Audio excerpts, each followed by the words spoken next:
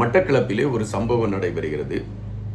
அந்த சம்பவம் நடைபெற்ற சம்பவத்தை வைத்து பார்க்கின்ற பொழுது அதன் பின்னணியில் பெரிய அரசியல் சார்ந்த நகர்வுகள் இருக்கிறது என்பதை விட ஒரு அரசியல் சார்ந்தவர்கள் உதவியாக இருக்கிறார்கள் என்பதாகத்தான் அதை பார்க்க முடிகிறது. பெண்களிடமிருந்து நகைகளை பறித்துவிட்டு அந்த பெண்களை கிணற்றுக்குள் தூக்கி போட்டுவிட்டு தப்பித்து சென்ற ஒரு கடத்தல் கும்பலை மையப்படுத்திய செய்திதான். இந்த செய்தியில் எது உண்மை எது பொய் என்கின்ற விடயம் நமக்கு தெளிவாக தெரியாது. ஆனால் அங்கு நடந்த சம்பவம் இதுதான் என்பதை மையப்படுத்தி நண்பர்கள் சிலர் எடுத்து வைத்த கருத்துக்களை உள்வாங்கிக் கொண்டு அதன் அடிப்படையில் ஊடகங்கள் அந்த செய்தியை மையப்படுத்தி வெளியிட்டிருக்கக்கூடிய அந்த செய்தியின் சாராம்சங்களை எடுத்துக்கொண்டு அது சார்ந்த சில தகவல்களைத்தான் உங்களோடு நான் வைக்கலாம் என்று நான் நினைக்கின்றேன்.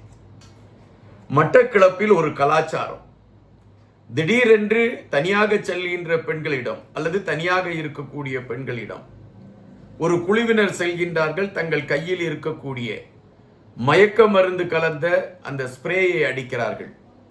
அடித்துவிட்டு அந்த பெண்களுடைய நகைகளை பறித்துவிட்டு அந்த பெண்களை தாக்கி கீழே போடுவதும் அல்லது ஏதாவது கிணற்றுக்குள் தூக்கி போடுவதும் அவர்களுடைய வாடிக்கை. அப்படித்தான் தற்பொழுது ஒரு சம்பவம் நடைபெற்றிருக்கிறது.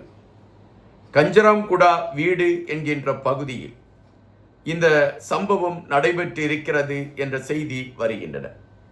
காவல்துறைக்கு இதை குறித்த செய்தி போகின்றது. காவல்துறை விசாரணைக்கான களங்களை எடுக்கிறது. அதற்கான செயல்பாடுகள் எடுத்து வைக்கப்படுகின்றன. அப்படி விசாரணையை மேற்கொண்ட காவல்துறை இது யார் யார் இதில் தொடர்பு இருக்கும் என்கின்ற அடிப்படையில் அதற்கான ஆய்வுகளை மேற்கொள்கின்றார்கள். அப்பொழுது 37 வயது மதிக்கத்தக்க ஆட்டோ ஓட்டுநர் ஒருவரை கைது செய்கிறது காவல்துறை. அப்படி கைது செய்கின்ற பொழுது அவருடைய வீட்டிலே காவல்துறையை சார்ந்தவர்கள் சோதனை போடுகின்றார்கள்.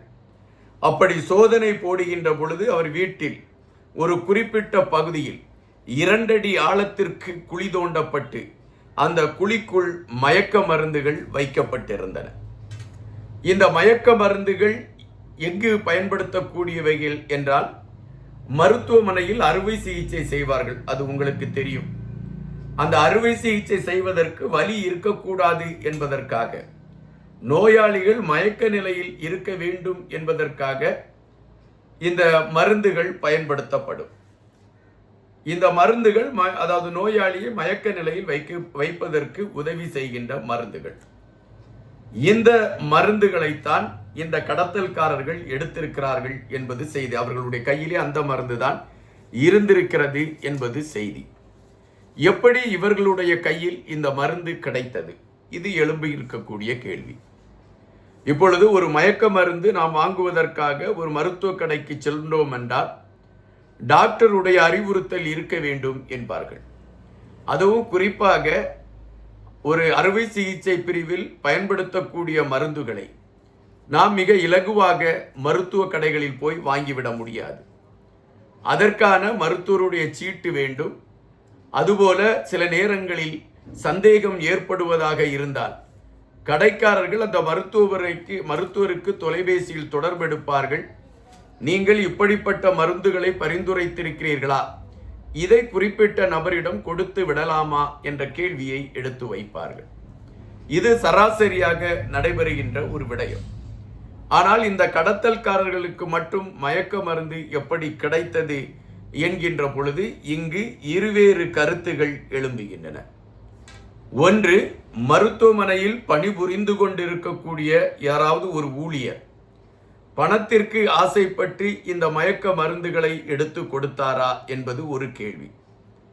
2வது கேள்வி, இந்த மயக்க மருந்துகள் இவர்களுடைய கையில் கிடைப்பதற்கு அரசியல் சார்ந்தவர்கள் காரணமாக இருந்தார்களா? பல நேரங்களில் அரசியல்வாதிகள் பணம் சம்பாதிப்பதற்காக எவ்வளவு இழிவான செயல்களையும் செய்வதற்கு தயாராவார்கள்.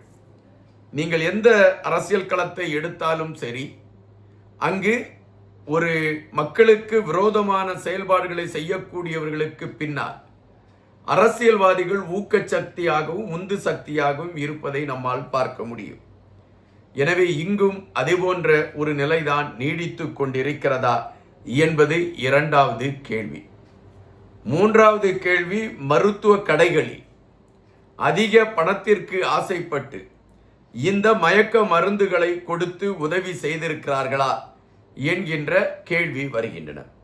இந்த மூன்று கேள்விகளும் இங்கு பிரதானமாக எழும்பி இருக்கக்கூடிய இந்த களத்தில் பெரும்பாலான ஆதாரங்களை வைத்து பார்க்கின்ற பொழுது மருத்துவமனையில் இருந்து ஒரு சிலரால் இந்த மயக்க மருந்துகள் கடத்தல்காரர்களுடைய கைக்கு கொண்டு செல்லப்பட்டிருக்கிறது என்பதாகத்தான் குறிக்கப்படுகிறது. அப்படி என்றால் இந்த கடத்தல்காரர்களோடு ஒரு நெருக்கமான உறவை மருத்துவமனையை சார்ந்தவர்கள் வைத்துக் கொண்டு இருக்கிறார்களா என்கின்ற கேள்வி எழும்புகின்றது. அப்படி மருத்துவமனையை சார்ந்தவர்கள் இந்த கடத்தல்காரர்களோடு ஒரு நெருக்கமான உறவில் இருக்கிறார்கள் என்றால் அந்த மருத்துவமனையை சார்ந்தவர்களை கண்டுபிடிப்பதில் காவல்துறைக்கு என்ன சுணக்கம் என்கின்ற கேள்வி எழும்புகின்றது. அதுபோல இந்த மயக்க மருந்து கொடுத்து பெண்களை இடமிருந்து நகைகளை பறித்துவிட்டு அந்த பெண்களை குழியில் போட்டுவிட்டு தப்பித்திருக்கக்கூடிய இவர்களிடம் நீங்கள் தீவிர விசாரணை நடத்தி உண்மையை கண்டுபிடிக்க வேண்டும் என்று காவல்துறையிடம் தெரிவித்த பொழுது காவல்துறை ஆவண செய்வோம் என்று அமைதியான சூழலில் அல்லது ஆமை வேகத்தில் முன்னெடுப்புகளை எடுத்ததின் பின்னணியில் இருக்கக்கூடிய அரசியல் அழுத்தம் என்ன? ஆனால் அங்கிருந்து நமக்கு செய்திகளை சொல்லக்கூடிய நண்பர்கள் சொல்லக்கூடிய விடயம் என்னவென்றால், இந்த கடத்தல்காரர்கள் விடயத்தில் இவர்களுடைய பின்னால் தெளிவாகவே பல அரசியல் கட்சியை சார்ந்தவர்கள் இருக்கிறார்கள். அவர்கள் கொடுக்கக்கூடிய ஊக்கத்தின் காரணமாகத்தான் பெண்களிடம் இப்படி மயக்க மருந்தை கொடுத்து அவர்களிடம் இருக்கக்கூடிய நகைகளை எல்லாம் கொள்ளையடிக்கக்கூடிய களங்களை இவர்கள் எடுத்து கொண்டிருக்கின்றார்கள்.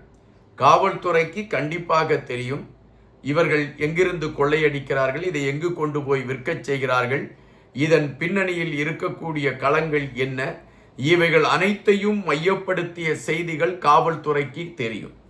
ஆயினும் காவல்துறை தெரியாதது போல இந்த வழக்கை முன்னெடுக்க தொடங்குகிறது என்றால் அங்கு பண பரிமாற்றம் நடைபெற்றிருப்பதற்கான வாய்ப்புகள் இருக்கிறது என்பதுதான் நிஜம். இப்பொழுது மக்களை பொறுத்த மட்டில் இந்த கடத்தல்காரர்களிடமிருந்து எங்களை காப்பாற்றுங்கள் என்று அவர்கள் யாரிடம் போய் வேண்டுவார்கள் என்கின்ற கேள்விதான் எழுப்புகின்றன. மருத்துவமனை பக்கம் சென்றால் அவர்கள் கடத்தல்காரர்களுக்கு உதவி செய்கிறார்களோ என்கின்ற ஐயம் ஏற்படுகிறது. அரசியல்வாதிகள் பக்கம் சென்றால் இவர்கள் அந்த கடத்தல்காரர்களுக்கு உதவி செய்கிறார்களோ என்ற ஏக்கம் எழுப்புகின்றது. அதுபோலத்தான் இப்பொழுது இந்த செய்திகள் ஒட்டுமொத்தமாக மட்டக்களப்பு பகுதியில் ஒரு பரபரப்பான செய்தியாக மாறி இருக்கிறது என்பதை விட இதில் மர்மமான செய்தியாக இது மாறி இருக்கிறது என்பதுதான் நிஜம். எனவே உண்மையான குற்றவாளிகள், அந்த கடத்தல்காரர்கள், அவர்கள் தண்டிக்கப்பட வேண்டும் என்பதை விட இதுபோன்று அப்பாவி பெண்களை பலிகாடாக்கி கொண்டு இருக்கக்கூடியவர்கள் அவர்களுக்கு கடுமையான ஒரு தண்டனை கொடுக்கப்பட வேண்டும் என்பதுதான் பலருடைய வேண்டுதல். அரபு நாடுகளில் வலதுகை இடதுகை என்று வெட்டி எடுப்பார்களே, அதுபோன்ற ஒரு செயல்பாடுகள் உருவாக்கப்பட வேண்டும் என்பதுதான் பெரும்பான்மையினுடைய கருத்துகளாக இருக்கிறது. நன்றியுடன் இன்பா.